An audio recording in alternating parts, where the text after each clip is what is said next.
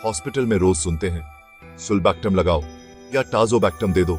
ये आम है, खासकर जब इन्फेक्शन सीरियस हो। पेशेंट्स और उनके परिवार अक्सर सोचते हैं, क्या ये एंटीबायोटिक्स हैं? डॉक्टर्स एक से दूसरे पर क्यों स्विच करते हैं? दोनों को हॉस्पिटल्स में एंटीबायोटिक वॉरियर्स कहा जाता है, लेकिन क्या ये एक जैसे हैं? कौन सा ज्यादा पावरफुल है? हम सिंपल एग्जाम्पल्स के साथ ये फर्क समझाएंगे ताकि आप अपनी ट्रीटमेंट को बेहतर समझ सकें। चलिए बेसिक्स से शुरू करते हैं और समझते हैं कि इन दोनों नामों की हॉस्पिटल में इतनी इंपॉर्टेंस क्यों है। सुल्बैक्टम और टाज़ोबैक्टम का काम लगभग एक ही है। ये दोनों दवाइयां एंटीबायोटिक्स के साथ मिलकर दी जाती हैं ताकि उनका असर और भी ज्यादा बढ़ जाए।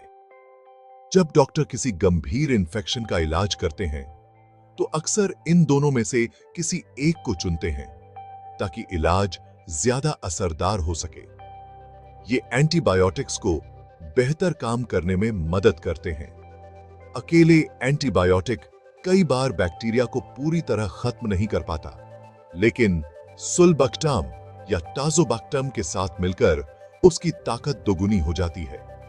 सोचिए, ये दोनों साइडकिक्स हैं मेन एंटीबायोटिक हीरो के। जैसे सुपर हीरो को उसकी टीम की जरूरत होती है, वैसे ही एंटीबायोटिक को इन साइडकिक्स की जरूरत पड़ती है ताकि वो बैक्टीरिया को पूरी तरह से हरा सके। लेकिन एक इनमें से कुछ खास जिद्दी बैक्टीरिया के खिलाफ ज्यादा पावरफुल है। हर बैक्टीरिया एक जैसा नहीं होता। कुछ बहुत चालाक और मजबूत होते हैं जिनसे लड़ना मुश्किल हो जाता है। बैक्टीरिया स्मार्ट हो गए हैं और एक केमिकल बनाते हैं, बीटा लैक्टामेज, जो एंटीबायोटिक को तोड़ देता है। ये केमिकल एंटीबायोटिक की ताकत को कम कर देता है, जिससे इलाज मुश्किल हो जाता है। सुल्बैक्टम और टाज़ोबैक्टम इसी केमिकल को रोकने के लिए बनाए गए हैं ताकि असली एंटीबायोटिक बैक्टीरिया को मार सके। ये दोनों दवाइयां बीटा लैक्टामेज को ब्लॉक कर देती हैं, जिससे एंटीबायोटिक अपना काम सही से कर पाता है।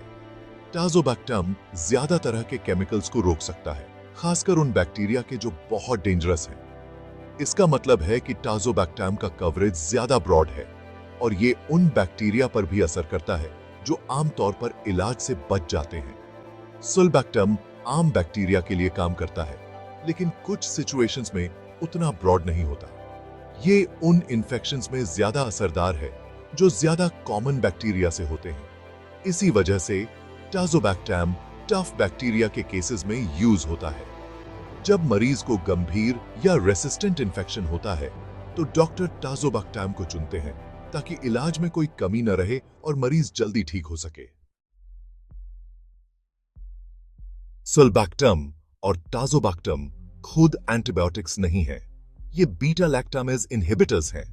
बीटा लैक्टामेज एक केमिकल है जो कई बैक्टीरिया बनाते हैं एंटीबायोटिक्स को तोड़ने के लिए, खासकर बीटा लैक्टम्स जैसे पेनिसिलिन्स। बैक्टीरिया ये अपनी डिफेंस के लिए बनाते हैं। सोचिए, एक लॉक जो एंटीबायोटिक को रोकता है। सुल्बैक्टम और टाज़ोबैक्टम इस लॉक को खोलने के लिए बनाए गए हैं। ये बीटा लैक्टामेज से चिपक जाते हैं और उसको रोक देते हैं ताकि एंटीबायोटिक अपना काम कर सके।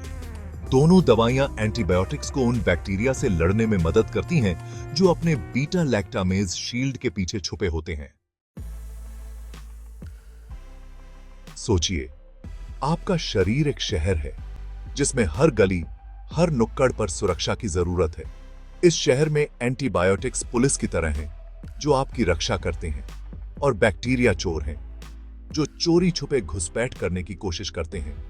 जब भी कोई इन्फेक्शन होता है, ये पुलिस और चोरों के बीच एक रोमांचक चेज शुरू हो जाती है। लेकिन अब ये चोर यानी बैक्टीरिया भी चालाक हो गए हैं। उन्होंने नए तरीके जैसे बीटा लैक्टामेज नाम की ट्रिक सीख लिए हैं, जिससे वे पुलिस यानी एंटीबायोटिक्स से बच निकलते हैं। ये ट्रिक उन्हें पकड़ना और भी मुश्किल बना देती है। ऐसे में सुल्बैक्टम और टाज़ोबैक्टम नाम के एंटी थीफ गैजेट्स सामने आते हैं। ये गैजेट्स पुलिस को सुपर पावर देते हैं, जिससे वे चोरों की नई ट्रिक्स को भी पकड़ सकते हैं। जब इन गैजेट्स को पुलिस यानी एंटीबायोटिक्स के साथ मिलाया जाता है, तो ये मिलकर चोरों के नए हथकंडों को नाकाम कर देते हैं। इससे इलाज और भी असरदार हो जाता है और मरीज जल्दी ठीक होने लगता है। सुलबक्टम कुछ खास तरीकों को ही फेल कर पाता है, यानी ये सीमित ट्रिक्स पर ही काम करता है। अगर चोरों के पास बहुत एडवांस ट्रिक्स हों तो सुलबक्टम हमेशा कारगर नहीं होता।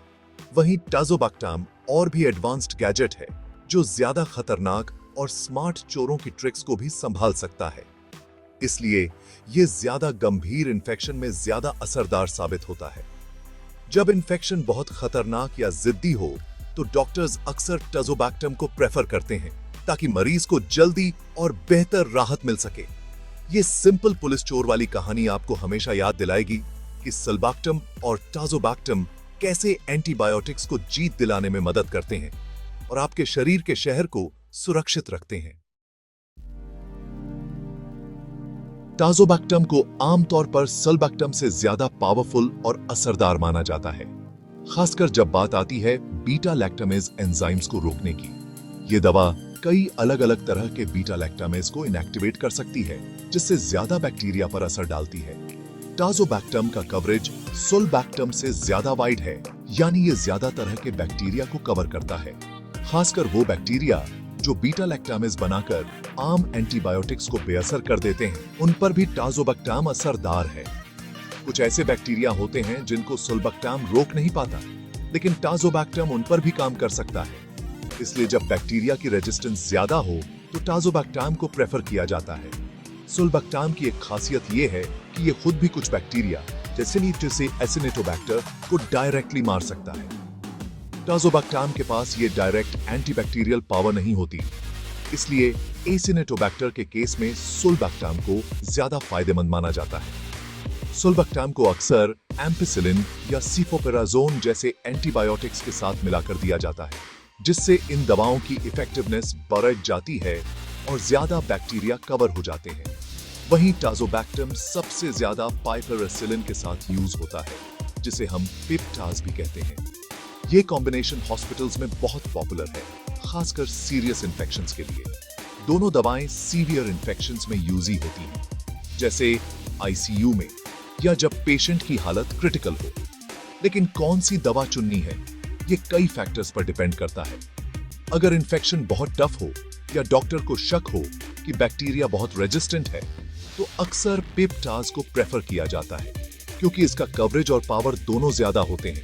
आखिरकार कौन सी दवा देनी है, ये इन्फेक्शन की टाइप, पेशेंट की ओवरऑल कंडीशन और डॉक्टर को किन बैक्टीरिया का शक है, इन सब बातों पर निर्भर करता है।